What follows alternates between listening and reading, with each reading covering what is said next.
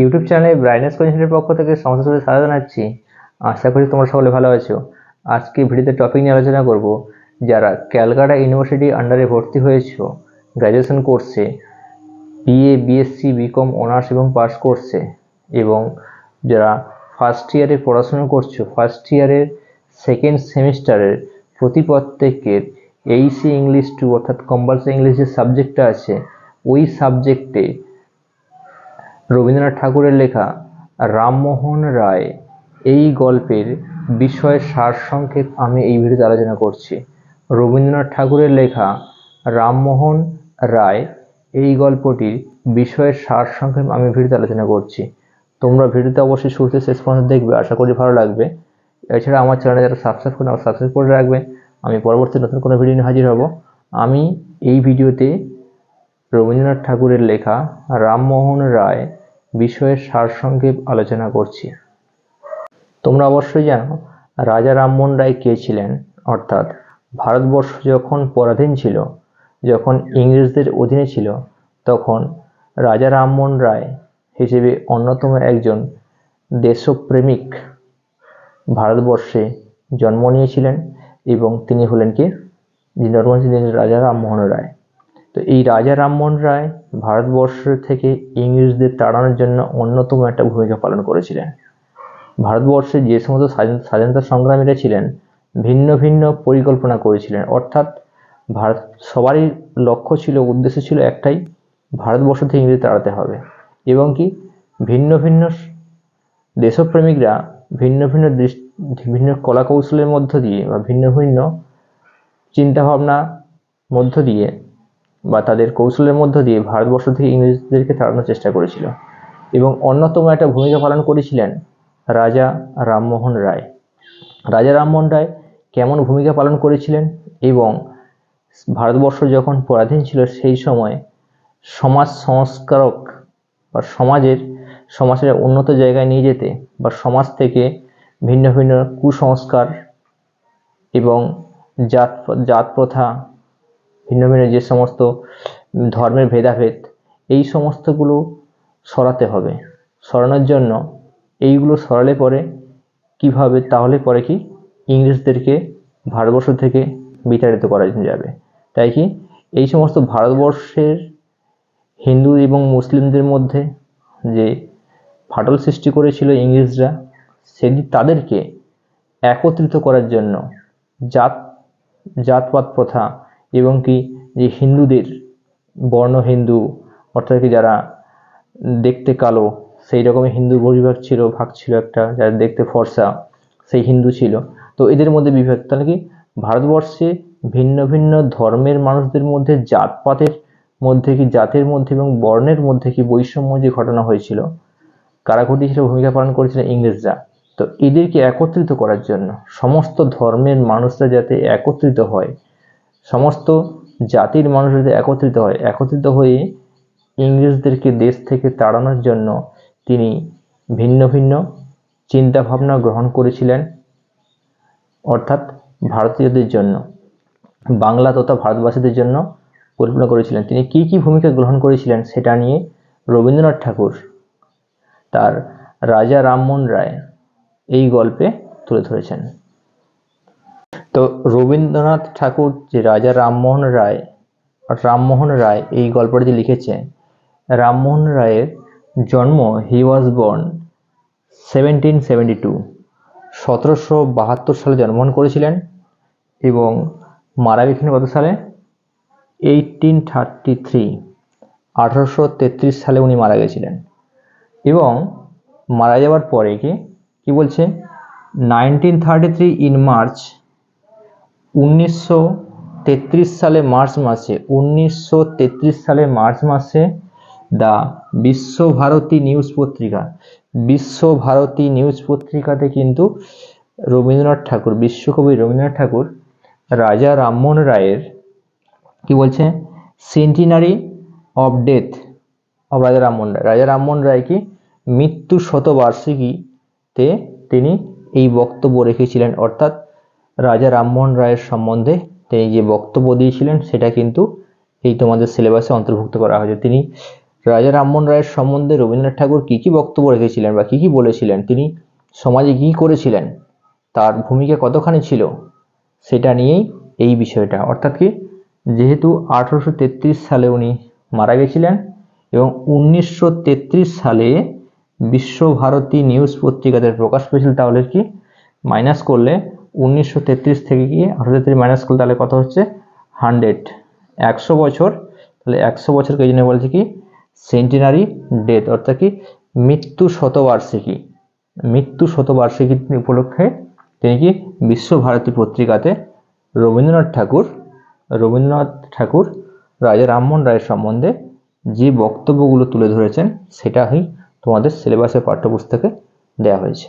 বিশ্বকবি রবীন্দ্রনাথ ঠাকুর রাজা রামমোহন রায়ের সম্বন্ধে যেটা বলেছেন, বলে কি যে রামমোহন রায় কিন্তু একজন কৃতকর্ম, চিন্তা ভাবনাশীল এমনই একজন ব্যক্তি ছিলেন এবং এতটা চিন্তা ভাবনা নিয়ে তিনি চলতেন, অর্থাৎ এতটা গভীর ভাবনা চিন্তা ওনার মধ্যে ছিল, সেটা কিন্তু ভারতবাসীরা কিন্তু অনেকেই বুঝতে পারেনি। ভারতবাসীরা অনেকেই আজও পর্যন্ত বুঝতে পারেনি তিনি যে কতটা চিন্তা নিয়ে হাঁটতেন বা এগোতেন। ভারতবর্ষ থেকে ইংরেজদের সরানোর জন্য তিনি যে পরিকল্পনাগুলো গ্রহণ করেছিলেন এবং কি ভারতীয়দেরকে সাথে সাথে এগিয়ে আসার জন্য যে তিনি মনোভাব গ্রহণ করেছিলেন, শুরুতেই কিন্তু ভারতবাসীরা বা ভারতীয়রা এগিয়ে আসেনি। শুরুতে এগিয়ে আসেনি, অল্প কিছু মানুষ এগিয়ে এসেছিল, কিন্তু শেষ মুহূর্তে ও পরবর্তী মুহূর্তে এগিয়ে এসেছিল রাজা রামমোহন রায়ের ডাকে। অর্থাৎ রাজা রামমোহন রায় কেমন ধরনের মানুষ ছিলেন সেটা কিন্তু শুরুতে অনেক ভারতীয় বুঝে উঠতে পারেনি বা বোঝা খুবই শক্ত ছিল ভারতীয়দের মধ্যে।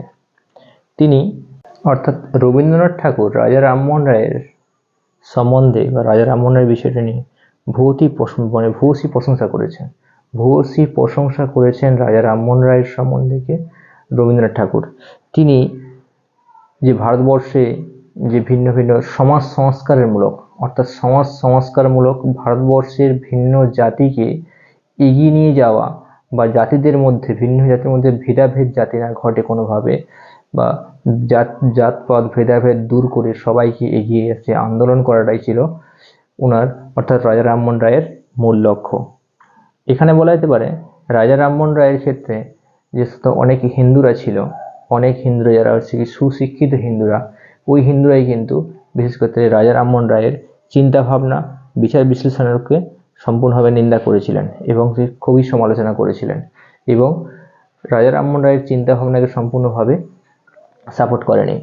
এই কথা বলা যেতে পারে কি রবীন্দ্রনাথ ঠাকুর যেটা আরও বলেছেন যে রাজা রামমোহন রায় তিনি ভারতবর্ষে পাশ্চাত্য শিক্ষা এবং কি পাশ্চাত্য বলতে কি ইউরোপ অর্থাৎ ইংল্যান্ডের বা অর্থাৎ পাশ্চাত্য শিক্ষায় শিক্ষিত করতে চেয়েছিলেন ভারতীয়দেরকে পাশ্চাত্য শিক্ষায় শিক্ষিত করতে চেয়েছিলেন এবং তাদের ব্যবহার, তাদের আচার আচরণ, তাদের কালচার যেন ভারতবর্ষের অর্থাৎ ভারতীয়দের মধ্যে আসে, তিনি সেই চিন্তাভাবনা করেছিলেন। অর্থাৎ যদি ভারতীয়রা পাশ্চাত্য শিক্ষায় শিক্ষা লাভ করে, তাদের যদি কালচার সংস্কৃতি যদি অধিকার যদি শিখে নেয়, তাহলে পরে একটা সুবিধা হবে কি ভারতবর্ষ থেকে ইংরেজদেরকে তাড়াতে আরও সুবিধা হবে। অর্থাৎ যেহেতু ভারতবর্ষের ম্যাক্সিমাম মানুষেরা ইংরেজি ভাষা জানে না, তার ফলে কি ভারতীয়দের পক্ষে অনেকখানি কষ্টকর ছিল। এর অর্থাৎ কি ইংরেজদের পক্ষে অনেকখানি সুবিধা ছিল কি ভারতবর্ষে অনেক বেশি দিন ধরে রাজত্ব করা। অর্থাৎ এটা তিনি রাজা রামমোহন রায় এই চিন্তাভাবনা করেছিলেন যে কি যদি ওদের শিক্ষায় অর্থাৎ পাশ্চাত্য শিক্ষা যদি শিক্ষিত করা যায় ভারতীয়দের মধ্যে, তাহলে কি ভারতবর্ষ থেকে ইংরেজদের সরানো অনেকখানি সহজসাধ্য হবে। অর্থাৎ কি রাজা রামমোহন রায় অন্য একটি বিকল্প পরিকল্পনা করেছিলেন, যেটা কি এটা ছিল অন্যতম একটা কি মূল কারণ। অর্থাৎ কুসংস্কারপূর্ণ ভারতবর্ষকে কুসংস্কার মুক্ত করার জন্য রাজা রামমোহন রায় বিশেষ ভূমিকা পালন করেছিলেন। সেই সময় কি ছিল? কুসংস্কার বলা যেতে পারে কি, যে সতীদাহ প্রথা ছিল, এবং কি গঙ্গাতে বা সাগরে সন্তান বিসর্জন, এই সমস্ত যে কুসংস্কার যে প্রথাগুলো ছিল, এই প্রথাগুলো সম্পূর্ণভাবে বিরোধিতা করেছিলেন এবং এই প্রথা সম্পূর্ণভাবে রোধ করেছিলেন। এবং কি তার জন্য একটা বিশেষ ভূমিকা, এতে হচ্ছে এই প্রথাগুলো লোপ করা বা রোধ করার পিছনে কি রাজা রামমোহন রায়ের বিশেষ ভূমিকা ছিল। অর্থাৎ কি ভারতীয়দের থেকে যারা কুসংস্কারের মধ্যে বা অন্ধকারের মধ্যে পড়ে আছে, সেই কুসংস্কার থেকে বের করে আনার জন্য সেই সমস্ত ভারতীয়দেরকে অর্থাৎ বাঙালিদেরকেও সাথে বলা যেতে পারে একটা বিশেষ ভূমিকা তিনি গ্রহণ করেছিলেন। রবীন্দ্রনাথ ঠাকুর রাজা রামমোহন রায়ের এই সমস্ত সুন্দর চিন্তাভাবনার জন্য, বিকল্প চিন্তাভাবনার জন্য রবীন্দ্রনাথ ঠাকুর রাজা রামমোহন রায়কে তিনি আধুনিক জনতার আধুনিক নেতা বলেছেন, আধুনিক জনতার আধুনিক নেতা হিসেবে আখ্যায়িত করেছেন রবীন্দ্রনাথ ঠাকুর। এছাড়া আরও ভিন্ন ভিন্ন বাঙালিরা অর্থাৎ সমালোচকেরা রাজা রামমোহন রায়কে আধুনিক ভারতের রূপকার হিসেবে আখ্যায়িত করেছেন, আধুনিক ভারতের রূপকার হিসেবে আখ্যায়িত করেছেন।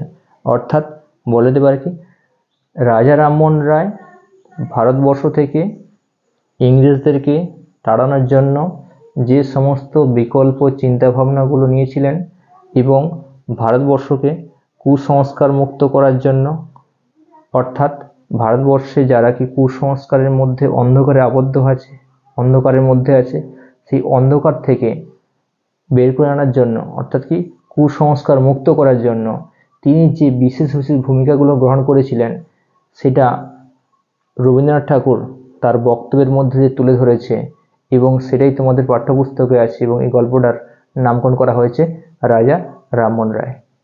আশা করি তোমরা বুঝতে পেরেছো আমি কতটা সহজে বিশ্লেষণ করলাম রাজা রামমোহন রায় গল্পটি এবং রবীন্দ্রনাথ ঠাকুরের লেখা।